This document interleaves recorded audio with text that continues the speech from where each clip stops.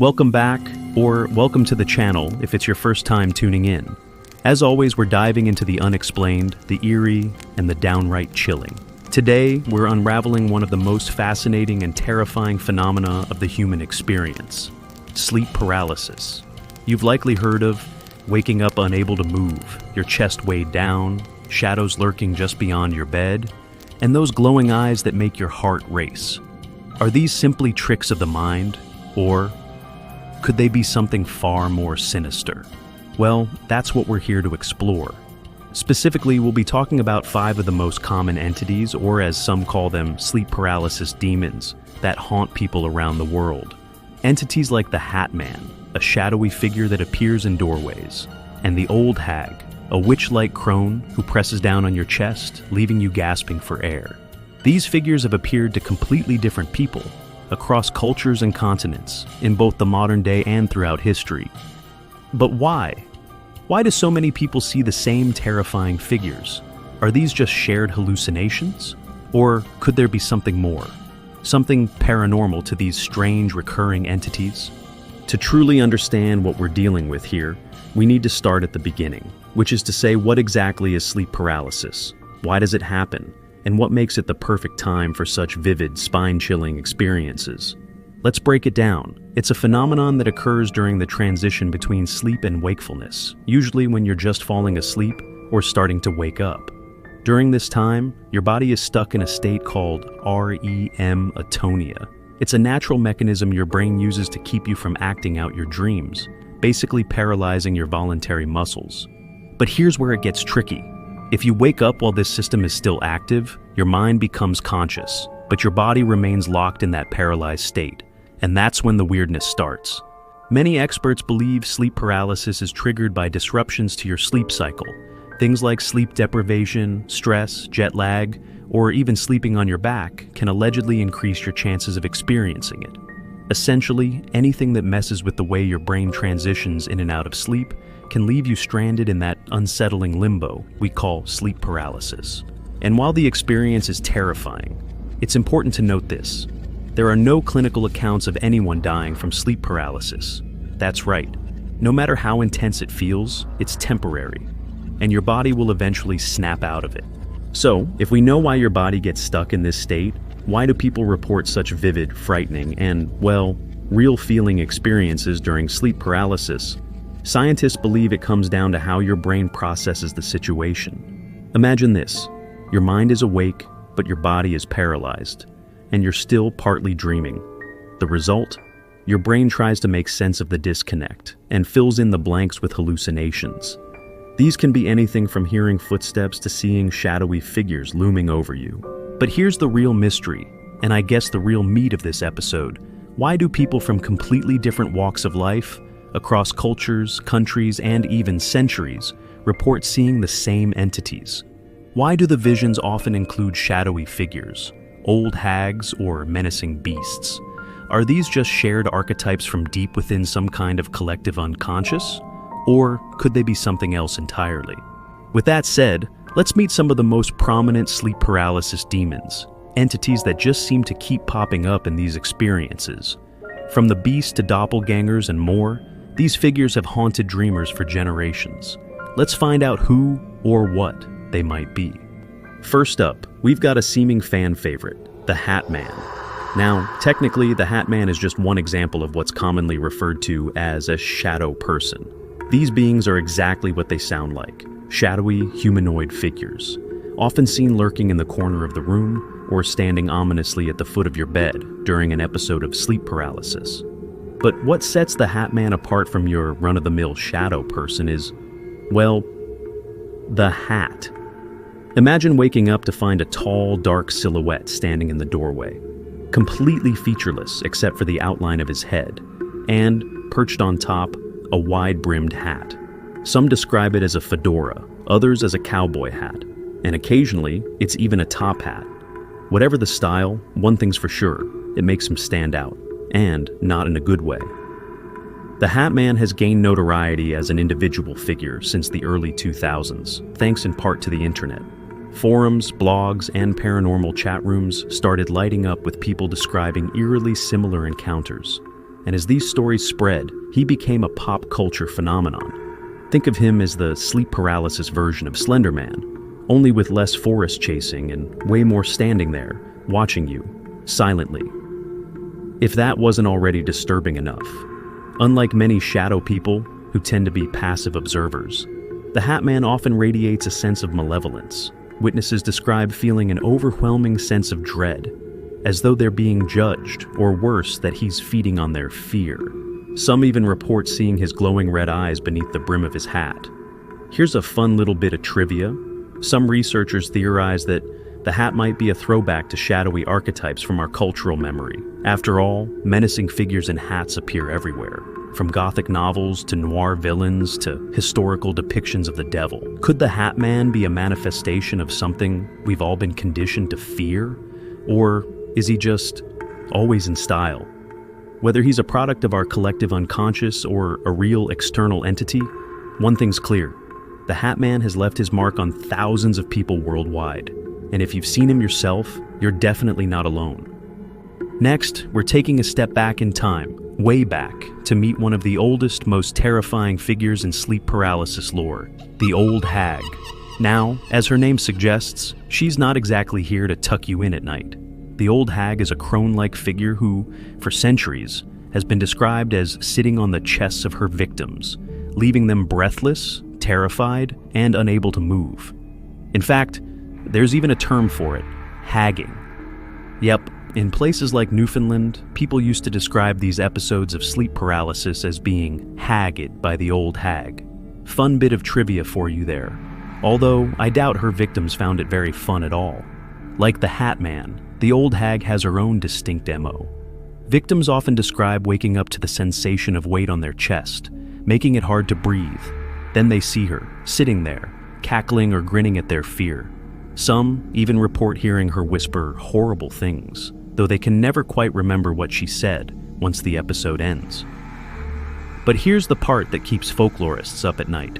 Stories of the Old Hag exist across multiple cultures, stretching back centuries. From the Scandinavian mare, a malicious spirit that causes nightmares, to West African legends of witches attacking their victims during sleep, the Hag, or some version of her, has been a global phenomenon long before the term sleep paralysis was ever coined.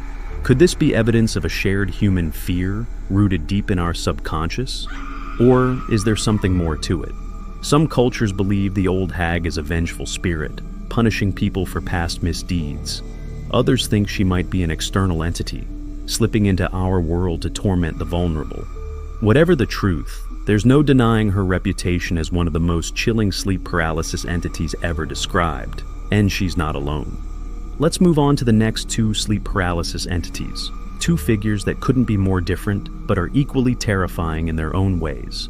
First, we have the Beast, a primal animalistic terror.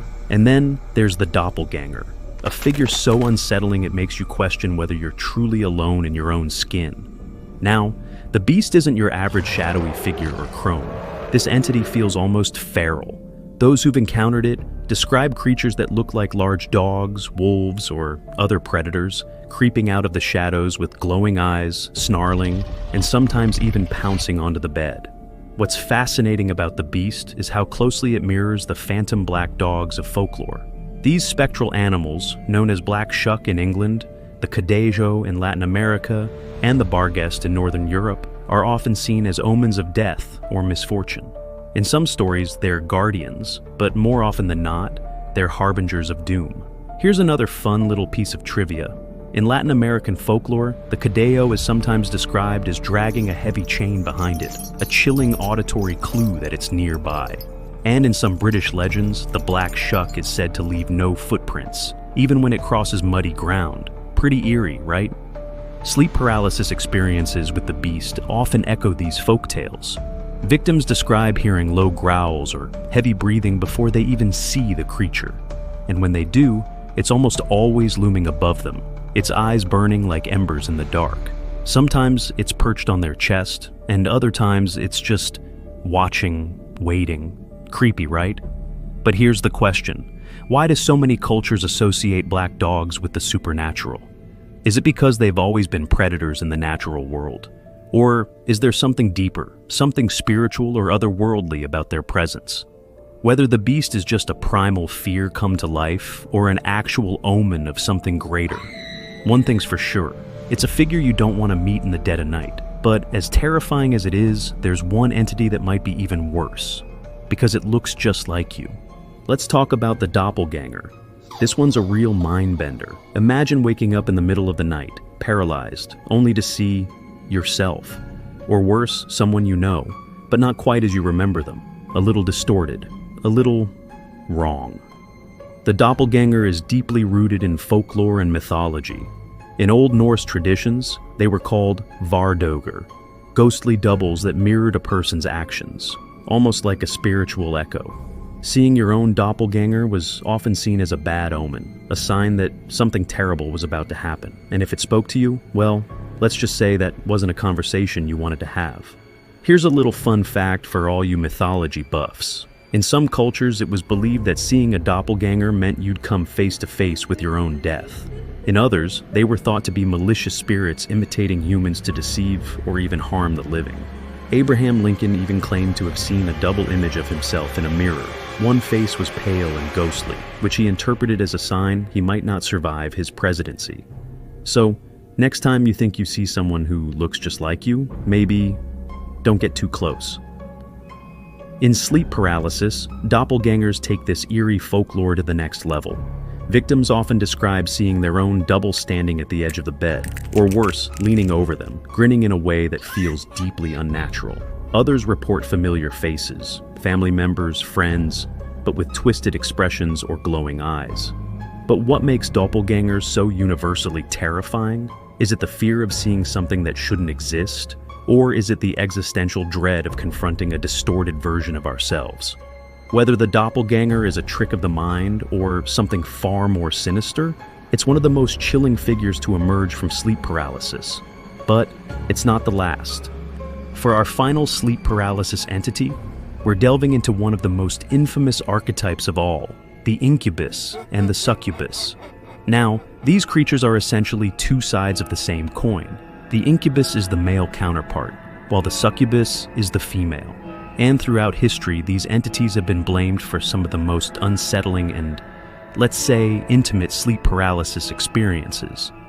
To get a sense of how big a deal these figures were, you only need to look at The Nightmare by Henry Fuseli.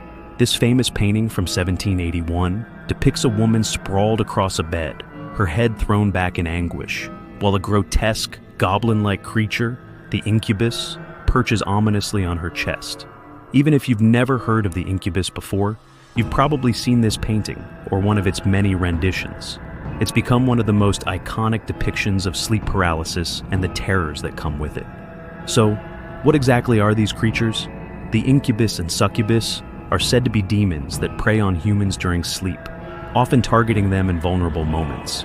The incubus typically attacks women, while the succubus preys on men. In medieval Europe, these entities weren't just considered nightmares, they were believed to be real, physical beings sent by the devil himself. Back in those days, people thought the incubus and succubus weren't just terrifying, but dangerous. There were stories of victims being drained of their life force or even conceiving by these demons. Yes, you heard that right. Some believed that children born of these encounters were part human, part demon. It's no wonder the church was quick to label these experiences as signs of sin or witchcraft. Here's a disturbing bit of trivia for you. In the 15th century, the infamous Malleus Maleficarum, a handbook on identifying witches, went into detail about how incubi and succubi operated.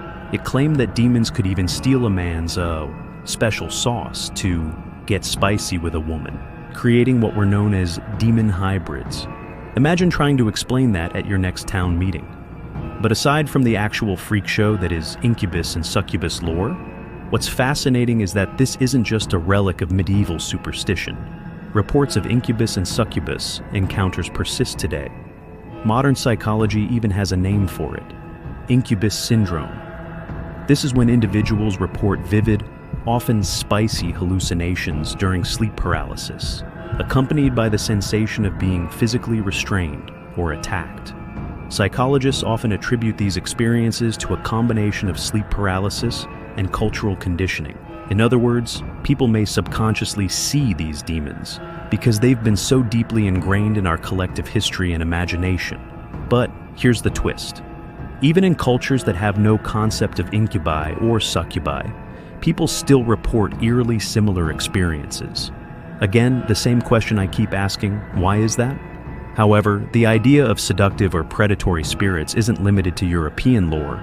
In Arabic culture, for example, jinn are often blamed for sleep paralysis experiences with a similar spicy nature. In Japanese folklore, you'll find tales of kanashibari, where spirits restrain sleepers, leaving them paralyzed and helpless. And in modern-day paranormal circles, incubi and succubi are still believed to be real entities, feeding off human energy. Whether you believe in the supernatural or think these experiences are just tricks of the brain, one thing's for sure. The Incubus and Succubus are some of the most enduring figures in sleep paralysis lore. They've terrified people for centuries, and they continue to haunt us to this day. And that brings us to the end of our exploration of sleep paralysis archetypes. We've met the Hat Man, the Old Hag, the Beast, the Doppelganger, and now the Incubus and Succubus, 5 entities that blur the line between nightmare and reality, and leave us with far more questions than answers. But are they just hallucinations? Or could they be something more? Stick around, because we're not done yet. Now that we've met the fun 5 most prominent sleep paralysis demons, it's time to step back and ask a bigger question.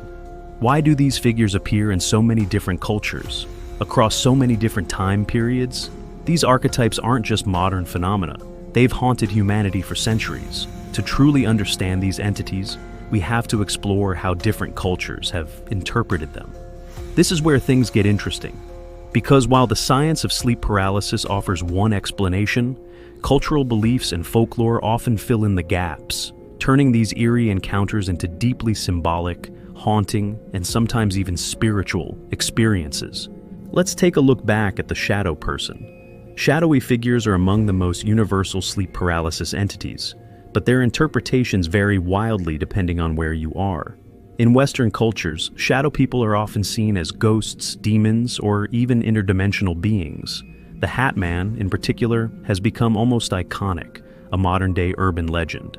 But here's an interesting twist. In Native American traditions, shadow figures are often viewed as watchers, spirits tasked with observing the living. They're not always malevolent, but their presence is a warning to tread carefully. In contrast, in Islamic belief, shadowy forms are often thought to be jinn, supernatural beings created from smokeless fire. If you see one during sleep paralysis, it's believed you might have crossed into their territory, or worse, attracted their attention. So, why do these shadowy figures appear everywhere? From ancient folklore to modern sleep paralysis experiences? Is it because we fear the unknown?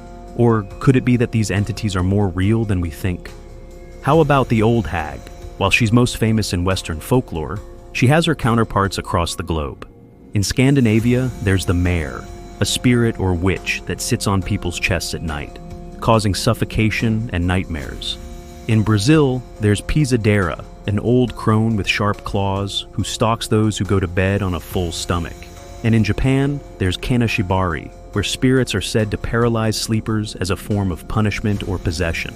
And while we're back on the Old Hag, here's a fun piece of trivia. The word nightmare actually originates from the Old English word maera, which referred to these night-riding spirits. So when you're saying you had a nightmare, you're literally invoking the folklore of sleep paralysis. But let's stay focused. What's fascinating is how consistently these figures are described across cultures. An old, withered woman pressing down on the chest, stealing your breath.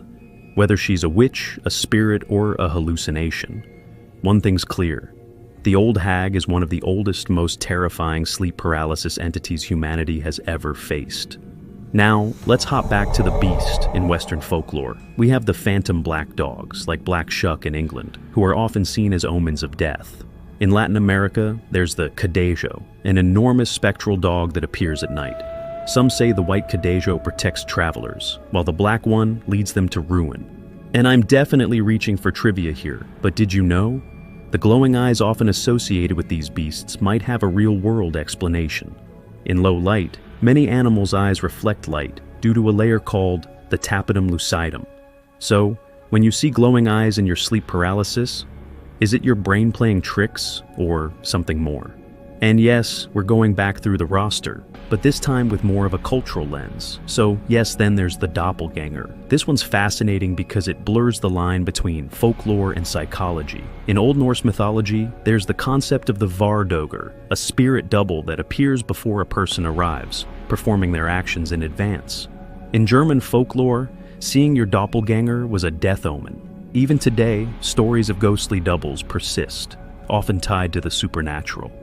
What's really unsettling is how personal these experiences are.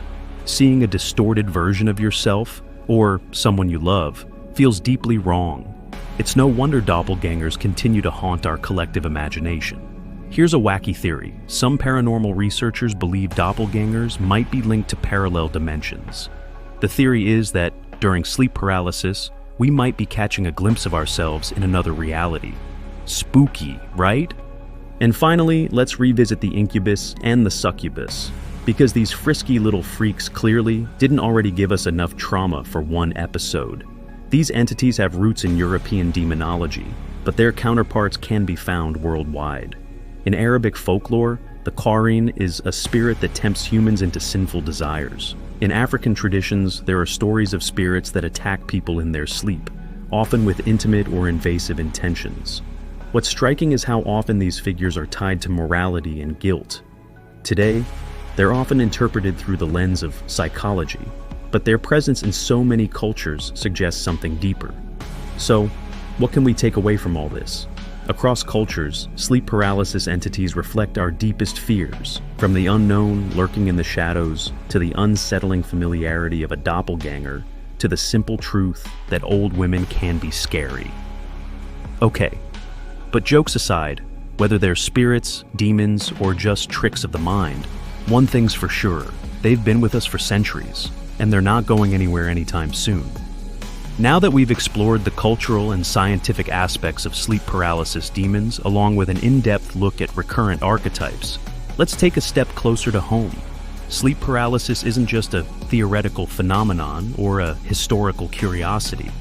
It's something real people experience, often in terrifying ways.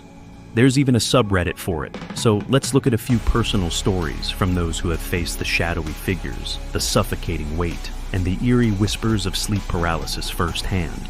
These are their stories, raw, chilling, and deeply personal, and while the details may vary, the themes remain hauntingly consistent. And I'm confident that even without me saying specifics like the beast, you'd be able to identify the archetypes in each of these stories. Our first story comes from a man named Caleb. Caleb was 22, living alone in a small apartment in Seattle. One night, he woke up in the early hours of the morning, completely unable to move. At first, he thought it was just a bad dream, until he saw it. Standing in the corner of his room was a figure, tall and shadowy, with no distinct features. Caleb described it as being completely black, like a void in the shape of a man.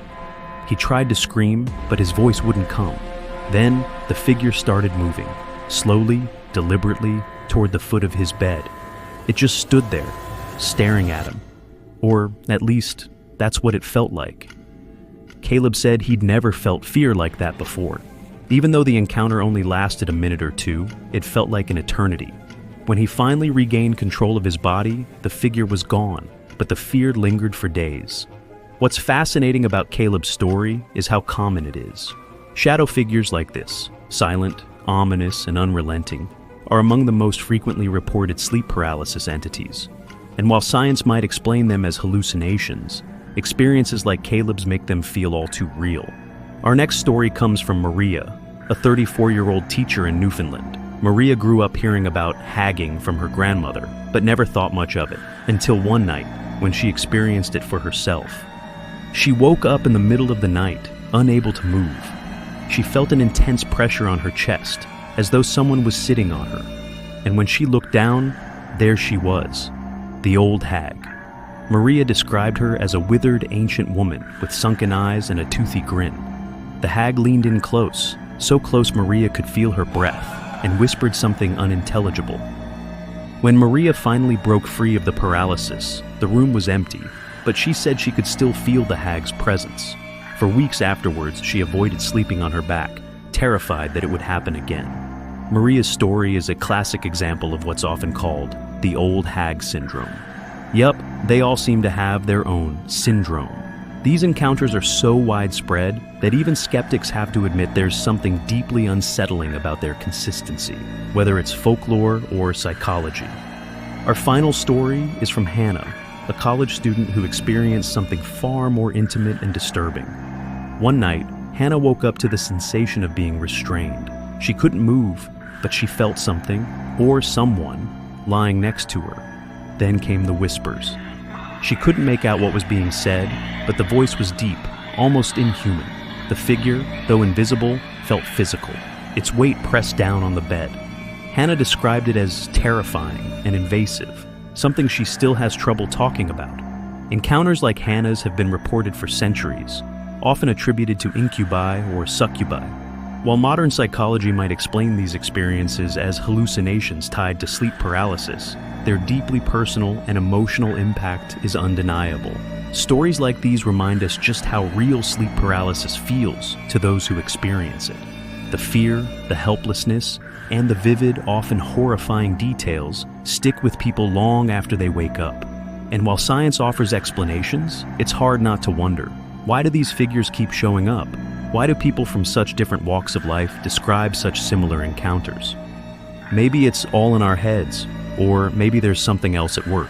Okay, it's paranormal possibilities time, so stick around. Science can explain a lot about sleep paralysis, REM atonia, hallucinations, the brain scrambling to make sense of its surroundings. But sometimes, science doesn't quite feel like enough. What if those shadowy figures, the Old Hag, the Incubus, and even Doppelgängers aren't just tricks of the mind? What if there's something else? Something real? Could these entities be spirits, interdimensional beings, or even demonic presences?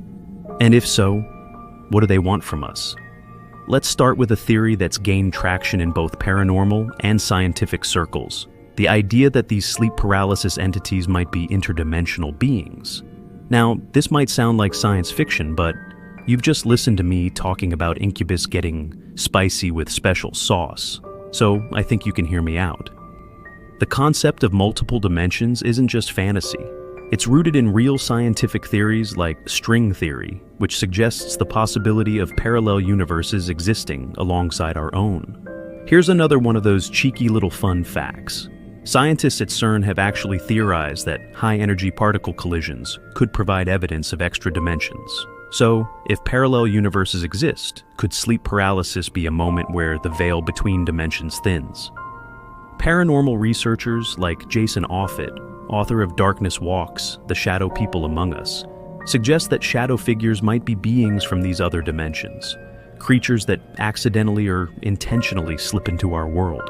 And during sleep paralysis, when our minds are in a liminal state, we might just be more attuned to their presence. Think back to Caleb's story of the shadow figure moving toward his bed. Could this be an interdimensional traveler observing us, or worse? Next, let's explore the idea that these entities are spirits, either benevolent, malevolent, or somewhere in between. Across cultures, sleep paralysis experiences are often interpreted as encounters with the supernatural. And in many West African traditions, sleep paralysis is attributed to witches or sorcerers attacking their victims in the astral plane. These night battles are thought to be a form of spiritual warfare. Maria's encounter with the Old Hag could fit into this framework. Her grandmother's warnings about being hagged weren't just folklore, they were a spiritual explanation for what many people believe to be a real, external attack. And the fact that these stories persist across cultures is hard to ignore. Could it be that during sleep paralysis, our minds aren't just creating these entities, but actually perceiving spiritual beings that exist beyond the physical world? Of course, one of the oldest and most persistent explanations for sleep paralysis is demonic activity. The Incubus and Succubus are classic examples of this, a belief that demons prey on humans in their most vulnerable moments. But demonic interpretations aren't limited to medieval Europe. In Christianity, Islam, Hinduism, and many other religions, sleep paralysis experiences are often seen as spiritual battles. In the 15th century, the Malleus Maleficarum described incubi and succubi as demons sent by the devil to corrupt and drain their victims. And today, some paranormal investigators believe these entities might still be operating, but in ways we can't fully understand. Allegedly, in many modern possession cases, victims often describe the experiences similar to sleep paralysis before the full possession takes hold. And paranormal investigator Linda Godfrey, known for her work on cryptids and supernatural phenomena, points out in her book, American Monsters, that many sleep paralysis encounters with beasts or shadowy figures seem to overlap with reports of hauntings and sightings in waking life. Could these entities be one and the same, crossing into our dreams as well as our reality? While skeptics argue that these interpretations are shaped by cultural beliefs and personal fears, even the most skeptical researchers admit that some aspects of sleep paralysis remain unexplained. So surely there could be more to these experiences than meets the eye. So, where does that leave us? Are these entities interdimensional beings slipping through the cracks in reality? Are they spirits or demons reaching out from beyond the veil? Or are they something else entirely? Something we don't yet have the tools to comprehend? In the end, whether you believe in the paranormal or not, one thing is clear. These experiences are deeply personal, deeply terrifying, and deeply human, and maybe that's what makes them so powerful. However, this brings us to the end of our journey into the shadowy world of sleep paralysis and its many demons. From the Hat Man to Old Hag, the Beast to Doppelgängers, and even those little creeps, the Incubus and Succubus, we've scraped the top of the metaphorical iceberg and explored a bit of the science, the folklore, the personal stories, and the paranormal possibilities behind these encounters. Now, I want to hear from you. Have you ever experienced sleep paralysis? Have you seen any of the 5 sleep paralysis demons in today's episode? Or maybe something entirely different? Do you think these entities are tricks of the brain? Or could they be something beyond our understanding? Share your thoughts and theories in the comments. I'd love to hear your stories. If you enjoyed this episode, don't forget to give it a like. It really helps me out and lets us know we're on the right track. And if you haven't already, make sure to subscribe to the channel and turn on notifications so you don't miss our next deep dive into the unexplained. Thanks for joining us on this journey into the mysterious and the unknown. Until next time, sleep tight.